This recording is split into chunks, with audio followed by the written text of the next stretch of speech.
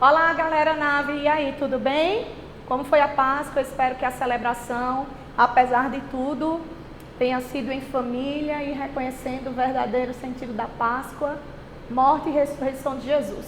Mais uma indicação de um filme maravilhoso que eu assisti semana passada. Chorei que nem uma condenada, fui dormir soluçando, mas é um filme que vale a pena, Por Lugares Incríveis. Está na Netflix, vale a pena a reflexão sobre o quanto nós temos deixado de olhar e de nos importar com o sofrimento do outro, com o sofrimento muitas vezes das pessoas que estão ao nosso lado, sorrindo, estão compartilhando conosco, mas têm guardado dentro de si um sofrimento e uma angústia intensas. Vale a pena, chorei que só. Mas vamos retomar. Nós estávamos falando sobre o arcadismo brasileiro. Arcadismo brasileiro, segundo a escola literária do nosso Brasil, paizão maravilhoso. Nós vimos que o contexto histórico liga-se à ideia da Inconfidência Mineira. Nós vimos que o contexto histórico liga-se à ideia do iluminismo, pautado na razão. Por isso que a poesia Arcade é uma poesia de caráter objetivo e é uma poesia altamente descritiva. E nós vimos as características aula passada, e eu quero só revisar as principais. Nós vimos que o arcadismo, na realidade, é uma volta aos temas latinos, é uma volta ao classicismo, daí a nomenclatura neoclassicismo. E dentre os temas latinos que baseiam a poesia lírica e a poesia épica do arcadismo estão o Carpe Diem, o Fugere Urbem, a Inutile Truncat, Locus Amenus e a Aurea Mediocritas. Lembra o ideal do Carpe Diem? Aproveitar o dia, desfrutar da vida. Por quê? Porque ela é breve, efêmera, curta, passageira. E já que nós não sabemos quando morreremos, porém temos a certeza de que morreremos, precisamos aproveitar a vida. Desta feita, o arcadismo sugere o Fugere Urbem, a fuga da cidade, a cidade que me consome, que me estressa, a cidade que tira a minha paz. Então, o convite do arcadismo é viver a simplicidade. O convite da poesia Arcade é viver o equilíbrio. E onde é que eu encontro esse equilíbrio? Em meio à natureza. Em meio à natureza, em meio ao campo, em meio àquela paisagem tranquila, amena, eu posso encontrar equilíbrio, eu posso desfrutar do amor de uma linda donzela, de uma linda musa. Fugere Urbem. O segundo é justamente um está atrelado ao outro, é a busca deste locus amenus, este lugar tranquilo onde eu encontro a paz, onde eu encontro o amor, onde eu posso desfrutar da vida. É neste lugar de calmaria. Olha, enquanto eu falo do barroco, eu falo do dilema, do conflito. Quando nós falamos do arcadismo, nós falamos de uma poesia zen, de uma poesia paz e amor. Esta é a ênfase do arcadismo. A Inutile Truncat é justamente este ideal de desprezar o inútil. Nós, às vezes, perdemos tempo com tanta coisa, gastamos tanta energia emocional, tanta energia psíquica, estamos aí presos ao passado e por isso que a gente mergulha na depressão, estamos tão inquietos com o dia de amanhã, por isso que nós muitas vezes mergulhamos numa ansiedade tremenda. O ideal Arcade é justamente o contrário, despreza aquilo que não tem utilidade e mergulha nesta natureza, nesta calmaria, nesta paz, nesta simplicidade que a natureza nos oferece. E aí, este escritor Arcade, ele é um pintor de situações. Lembra que eu falei aula passada que é esta paisagem que vai resumir o ideal da poesia Arcade, do pastoralismo, de viver esta vida tranquila, de gozar, de desfrutar, de aproveitar a mocidade junto da mulher que se ama, desta idealização, desta musa, desta pessoa angelical que me completa, que me fascina. Eu e meu marido, lembra lá, 20 anos de casada. Dia 19 de abril completaremos 23 anos de namoro. Tudo em cima. E aí ele vai criar esta musa inspiradora, seja Nice, seja Marília, vai inventar um pseudônimo justamente para esta identificação com este ideal de natureza daqueles pastores que habitavam as colinas do Peloponeso lá na Grécia Antiga, criar este ambiente pastoril de equilíbrio, de intimidade, de simplicidade em meio à natureza, porque não esquece, a natureza é ideal de perfeição. E como ela é perfeita, ela precisa ser contemplada, ela precisa ser imitada, diferente do ideal de natureza do romantismo, que é a nossa próxima escola literária, ok? E aí, logicamente, em meio ao campo, junto da mulher amada, ele terá sonhos, ele terá ideais. E aí a poesia do arcadismo, diferentemente do barroco, ela tem duas perspectivas. Eu tenho a poesia lírica e eu tenho a poesia épica. E preste aí atenção, a poesia épica será a base para a primeira fase do romantismo, exatamente pela idealização da figura do índio. É por isso que a primeira geração do romantismo vai receber a nomenclatura de nacionalista ou de indianista.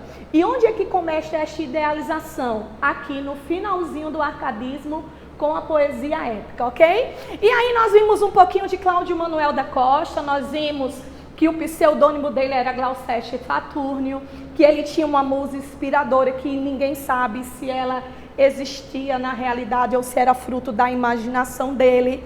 E ele é um poeta de transição. Por quê? Porque em 1768, aliás, ele vai inaugurar o arcadismo no Brasil. Ele é um poeta que se coloca entre as duas escolas, o término do barroco e o início do arcadismo. Então, quando ele publica obras poéticas, ele inicia oficialmente e ele se coloca num pensamento racional arcade, lembra, influenciado pelo iluminismo, mas num quê emotivo ele é barroco. Então, apesar de ser uma poesia de caráter objetivo e descritivo, por vezes, especialmente no início, nós ainda encontraremos esse quê de sentimentalismo nas obras de Cláudio Manuel. E aí ele vai trabalhar 3 temas específicos dentro da poesia arcade. O desencanto, e aí a ideia deste pessimismo, desse conflito, lembra, ele está transitando, ele está deixando de ser barroco, está inaugurando o arcadismo. A brevidade da vida, lógico, a efemeridade, que vai preencher este vazio com a ideia do carpe diem, e a fugacidade dos sentimentos.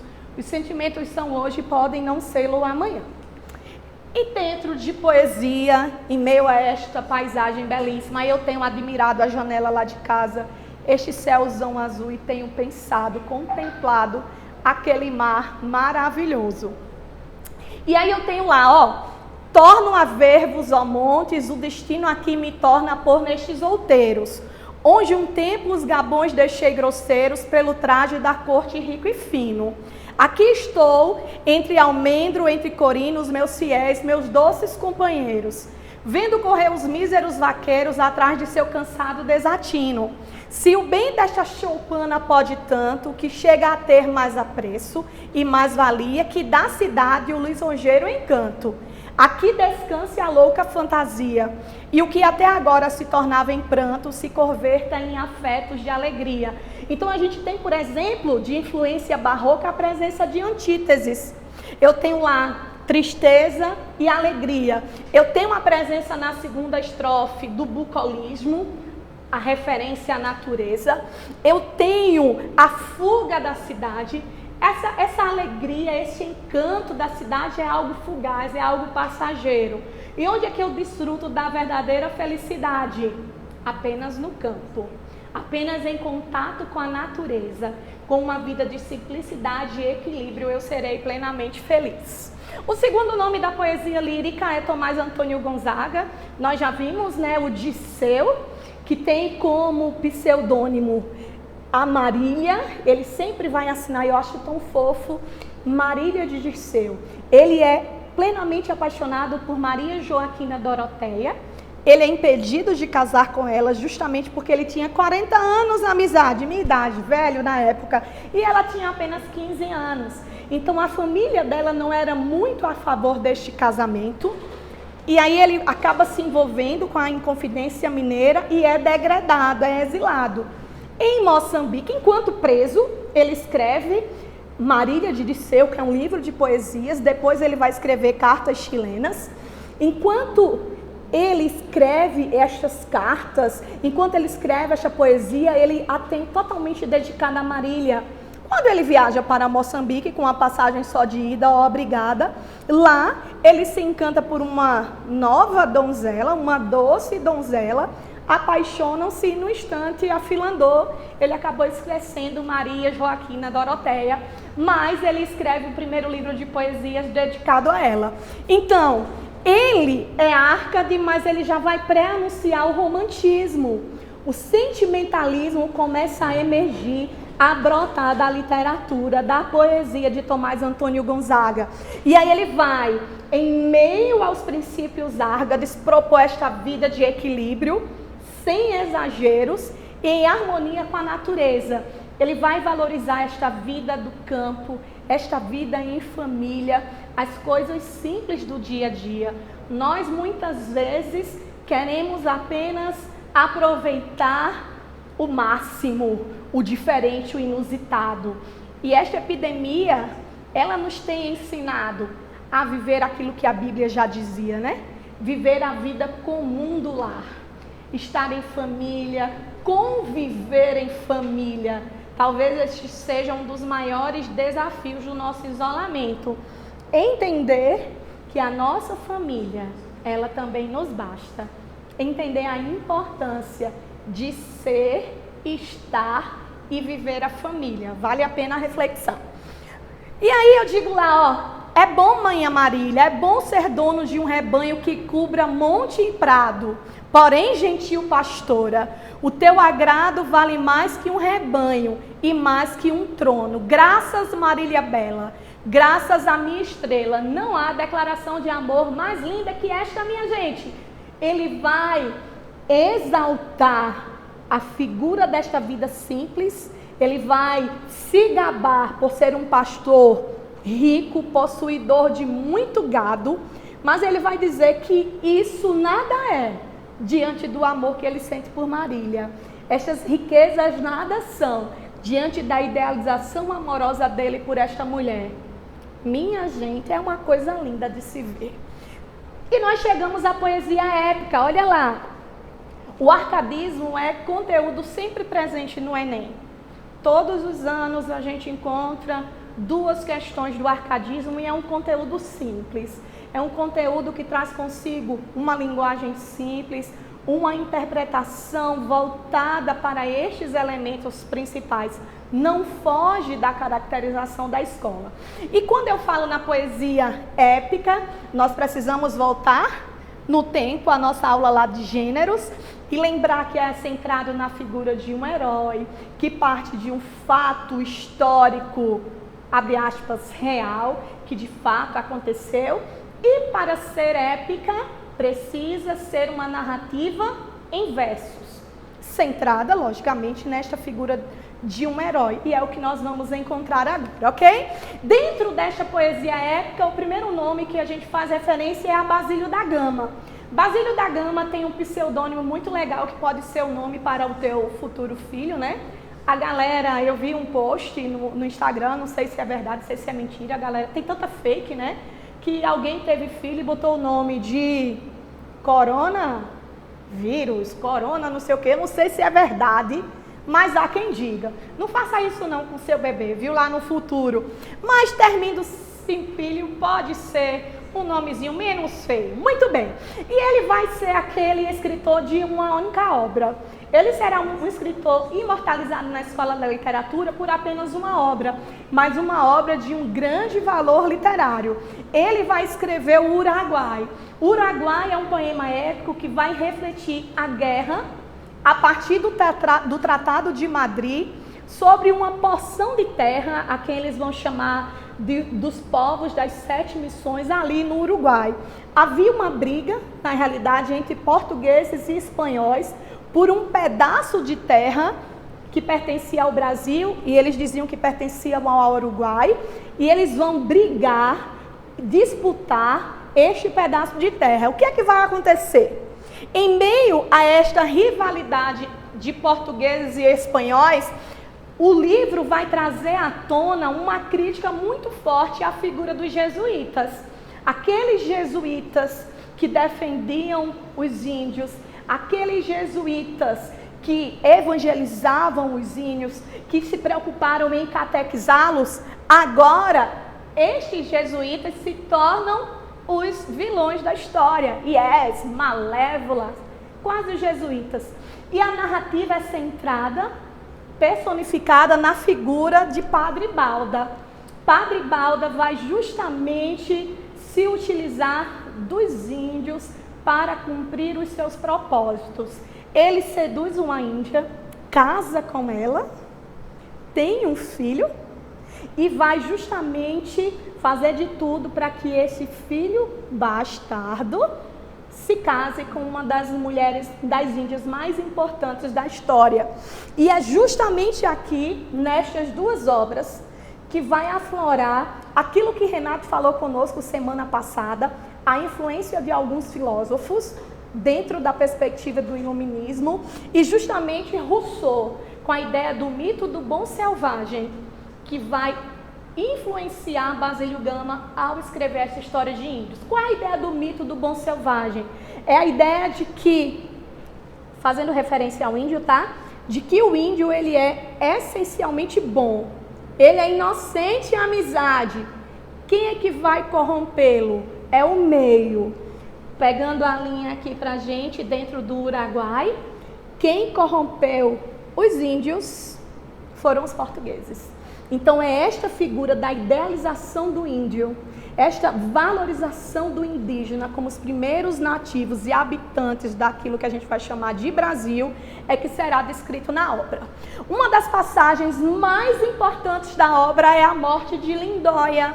Lindóia foge para não casar com o filho do padre. E eu trago a narrativa desta morte. Entram, enfim, na mais remota e interna parte de antigo bosque escuro e negro, onde ao pé de uma lapa cavernosa cobre uma rouca fonte que murmura, curva latada de jasmins e rosas. Olha lá a construção, olha a descrição, a ênfase no adjetivo. Este lugar, delicioso e triste, cansada de viver, tinha escolhido para morrer a mísera Lindóia. Então ela se recusa ao casamento e morre.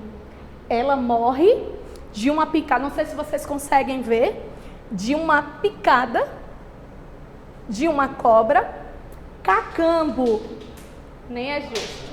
Cacambo tenta flechá-la, consegue, só que antes de acertar a cobra já mordera e matara a amiga Lindóia. Este quadro já apareceu várias vezes no Enem, fazendo referência justamente a esta questão da idealização do indígena. Então, não esquece, todas as vezes que eu falar de Uruguai, que eu falar de Basílio da Gama, eu estou falando desta idealização do indígena, eu estou falando da corrupção dos jesuítas, aqueles mesmos jesuítas que foram presos, que foram perseguidos pelos colonos por defender os indígenas, eles agora tornam-se vilão. É como o Batman e Super-Homem, né? O Batman que faz de tudo para matar Super-Homem, depois se arrepende, e aí, né, funda a Liga da Justiça. Vamos lá. A segunda obra mais importante da poesia épica Árcade é Caramuru, Santa Rita Durão. Caramuru está disponível no YouTube. Na realidade, esta obra ela foi transformada numa minissérie, num filme, e depois foi repassada, reprisada na TV como uma minissérie pela Globo. Vale a pena assistir. Caramuru também é uma obra épica e vai falar sobre o processo de colonização do estado da Bahia, ainda província.